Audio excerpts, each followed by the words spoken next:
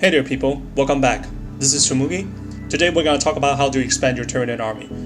This video we're going to help you to build your army up to maybe 2000 point or 1750, depends on your own taste. And if you watched my video before, the how to build a 1000 point Tyranid army for beginners, I highly recommend you to watch that video if you haven't. Now let's get started. So these units I'm going to talk about today are all very competitive for what they do. Now I'm going to break them down into 3 different tiers: mandatory, optional, and situational. Mandatory are the units that show up way too often in competitive list building. They're very OP for what they do, and they're almost always very good addition to your army, whether what kind of types of combo you're trying to pull off. They're almost always going to be useful. And then we have the optional units. Optional units are great, but it really depends on your personal taste. Now, optional unit, unlike mandatory units will fit in any army. Optional is the opposite. You'll probably have to build your army around these optional units in order to maximize their effect. Nonetheless, they're still very good for what they do. Finally, we have the situational units. Situational units are still worthy of mention, but they are usually used to fill out some spare points. And what they do are a little bit more controversial. Some people have very positive feedback with all these units, and some don't. So let's get right to it. Number 1, Anthro. Anthro is a mandatory unit in my standards. It only costs 140 points, and this guy can pull a lot of things off. First of all, it's a synapse creature, meaning it can babysit your backfield units.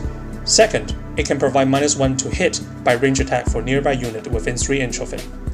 Obviously, this does not stack with other similar effects such as Venomous Ropes, but rule as written, it doesn't say it cannot stack with Kraken Relic, Chameleonic Mutation, which can be played out as some interesting combo when you give it to a heavy venom cannon wielding Flyrant sitting at the backfield. It will be a -2 to hit, toughness 7, armor save of 3+, and invulnerable save of 4+, 12 wounds killing machine that's constantly attacking enemy tanks, and you have very hard time to dealing damage to it because it has -2 to hit with ranged weapons. However, the best part of Anthro is that it's only a 9 wound model, and it's a character, which means enemy will have to clear out whatever is closest to them before they get to shoot at this aura buffing machine. Although as this model does not have any sort of invulnerable save, and can only have an armor save of 5+, they do have a toughness of 5, and like I said, since they are character, the enemy can't just shoot them at them directly, unless they're snipers. So you don't have to worry too much about this guy's survivability. It will often make it point back by saving a lot of models. You will only need 1 model per army for Anthro. Number 2, we have Hive Guards. Hive Guard is also mandatory in my standard. Hive Guard exists in almost every army. If there's a reason why people should play Tyranids, Hive Guard is the reason. For starters, they do not need line of sight in order to shoot at the enemy. Their mainstay weapon, Impaler Cannon, also deny any sort of cover save. And best of all, they have the same ballistic skill as Space Marine. With Strength 8, AP 2, and D3 damage, these guys are your go-to monster and tank hunters. All you have to give them is a babysitter to take care of their instinct behavior, and they will do just fine sitting behind line of sight and taking out enemy tanks left and right. You will want 6 to 12 models for Hive Guards. Number 3, Bioforce. Bioforce is also a mandatory unit. Since your main source of mortal damage is gone with the nerf of the Smite, now Bioforce and its Spore Mine can easily fill that gap. Bioforce, like Hive Guard, they can also shoot without line of sight, and since the Spore damage is mortal wound, no cover save can be taken from it anyway. What's good about these small gun beasts mixed with Orc Gene, it is true, look it up, I just recently found out they are actually Orc Gene related, is that they don't care if they miss the shot or not. In fact, there will be some occasions where you want to move your Bioforce on purpose, so they will get -1 to hit on their BS. This is how it works. If your Bioforce lands a hit, it causes mortal damage, just like Spore Mine hitting on the target, so that's great. But if you miss, you will actually spawn a Spore Mine 3 inches away from the model, as long as you can also keep it 6 inches away from non-intended targets. Now, you can create a dilemma for your opponents. Do they want to spend some firepower and deal with your Spore, or do they want to ignore it and risk taking mortal damage a turn later? Whether you miss or hit, Bioforce will always land some benefit for you. you will probably want around 3 to 5 Bioforce models.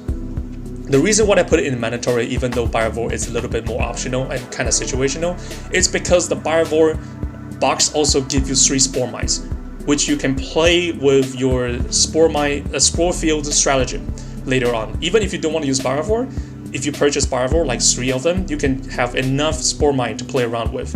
Also, Spore Mine can be used as a fast attack slot, which can be useful later on in army building. So that's why I put Bioforce in mandatory list. Number 4, we have the Carnufex. Carnufex, I put it in optional. Carnufex is your line breaker unit that is highly customizable, relatively cheap, and draws a lot of firepower from the enemy. Carnufex has been good, a solid unit choice whether you want it to shooty or stabby. The reason why I put this unit in optional category instead of mandatory is because unlike Hive Guards and Bioforce, where they can fit in almost any army and only require minimum amount of support units, Carnufex is the type of unit where you will have to build your army around with. Therefore, if you decide to invest in Carnufex, I highly recommend you to write a couple lists first and do some min-maxing yourself, then you drop your order at GW. If you want to play Carnufex, I strongly recommend you to get between 4 to 6 models. That's about 2 to 3 bucks. Depends. It depends what you want. I think 2 to 3 bucks of Carnufex is good, which will give you 4 to 6 models. And number 5, we have the Venomous Ropes. Venomous Ropes, I also put them in optional. If for whatever reason you don't want Venomous Rope, maybe because you don't want like Forge World, like fail cast, and these guys are your best alternative. They give you -1 to hit aura for nearby enemy, just like I said about Melanthrope, which is great for you to give your gun beasts like Tyranid and Exocrine some protection, because they don't have Spore Cyst like as Carnufex, they don't have -1 to hit with their war gear options. So you probably need to give them some Venomous Rope in order to give them the -1 to hit. They can also advance along with Gene Stealers and Hormigons, or if you're crazy enough, you can build like a Horde of Warrior combined with Venomous Rope army. Whatever unit you decide to provide cover for, Venomous Rope is a good backup unit that you can create. You can rotate in and out of your army roster and depend on your local meta. If you want Venomous Rope, I suggest to get between 3 to 6 models. Number 6, we have the Exocrine. Now, Exocrine is the situational tier. Okay, so units like Exocrine, like I said, they're kind of controversy for having mixed review based on player experience. Exocrine is your typical Marine equivalent and Terminator equivalent killer. They are great versus primary Space Marines, or have heavy infantry or elite infantry that has more than 2 wounds per model. With strength 7 AP3, this gun beast can wound majority of infantry on the 3+, or even a 2+ when you're targeting Eldar or Sekatari.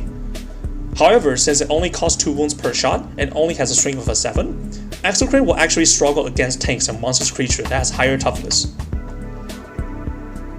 So they're not even great for killing toughness 7 tanks, as Hive Guard does that job much better than they do, and they don't even need line of sight. So think twice before buying this model. If your local meta have a tons of Marine players who feel a tons of primary Space Marine or Bikers, then Exocrine will not let you down. But otherwise, think twice before getting this model, even though it looks cool as fuck. How many Exocrine do you want? If you want it, you want 1 to 2 model, max. Do not get anything above 2.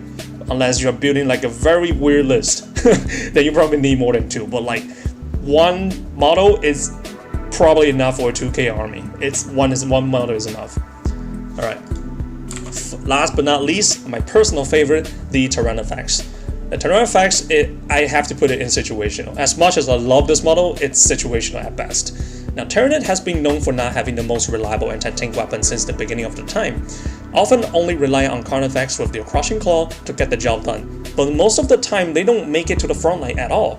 Meanwhile, it is true that Hive Guards are exceptionally well at killing tanks, but they do have some issues though. They only shoot 36 inches, and their gun only deals D3 damage. When it comes to reliable anti-tank firepower, range is essential, as most tanks rely on their long-range weapon to decimate enemy from afar, meaning if they outrange you, aka the Hive Guards, you're going to have a bad day. That's where the Carnufex and Rupture Cannon comes in. They offer 6 shots, assuming you didn't move that turn, which you shouldn't, 48-inch range, strength 10, AP3, and D6 damage. On average, you can expect to cause around 6 wounds on toughness 8 or 7 targets before they make their save. Which may not sound too amazing for a model that costs 238 points, but here it is. If you activate a stratagem called Pathogenic Slime, it will add 1 damage per shot fired, meaning on average you're looking at 9 wounds before save. Most medium tanks like Space Marine Predator only has 11 wounds anyway. And with AP3, they will need 6 to mitigate the wound. And once again, this is only their performance on average. So don't be surprised if you one-shot a tank in a single fire round. Just because you have slightly better luck, you can actually do more than you think these guys can do. Alright, so how many Carnufex do you need? Again, like Exocrine, you need 1 to 2. And here's a special note I want to talk about the Exocrine and Carnufex. It really depends on your local meta. Exocrine is good for infantry and elite infantry killing, while Carnufex is great for vehicle and monster creature hunting. So I would say you have to think like, what's your local meta? Like, what do you face up against the most of the time, right? If you're facing a ton of tanks, then take Carnufex. If you face a lot of infantry, take Exocrine. But don't take both at the same time, because you want to kind of rely the other thing to, the other units in your army. Let's say you have like tons of marine, they have tons of marine, right? Then take Exocrine, don't take Carnufex. Leave the anti-tank for your Hive Guards. And let's say they have tons of tanks, then that the Carnufex handle the super heavy tank, while the Hive Guards can focus on like a toughness 7, like a Predator or Razorback tanks, right? So anyway, that's the video. I hope you guys enjoyed it.